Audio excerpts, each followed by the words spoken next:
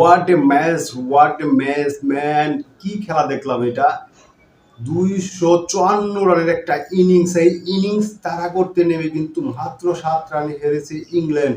তো বুঝতে পারছেন কোন প্রকারের খেলাটা হয়েছে এখানে, যেখানে ইন্ডিয়ার টিম তাদের ঘরের মাটিতে 254 রান করেছে, সেখানে ইংল্যান্ড কিন্তু ছেড়ে কথা বলেনি। ইন্ডিয়ার টিমের ব্যাটাররা যেভাবে দাপট দেখিয়ে খেলেছে নিজের ঘরের মাঠে, ইংল্যান্ডের ব্যাটাররাও কিন্তু সেভাবে দাপট দেখিয়ে খেলেছে। দুই দলই কিন্তু আজকে সেরা খেলাটা খেলেছে, কারণ এখানে হলো বাঁচা মরার লড়াই, এখানে হলো ফাইনালের লড়াই। যারা জিতবে তারাই ফাইনালে যাবে।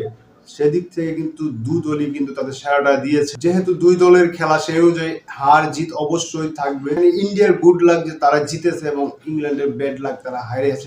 আর 254 রান ফেস করা সো টাফ। এখানে ইংল্যান্ডকেও কৃতিত্ব দিতে হবে, তারাও একবারে বুকে সাহস রেখে চোখে চোখ রেখে খেলেছে। তো কংগ্রাচুলেশন টিম ইন্ডিয়া, আর ইংল্যান্ডকেও ধন্যবাদ এত সুন্দর একটা খেলা উপহার দেওয়ার জন্য।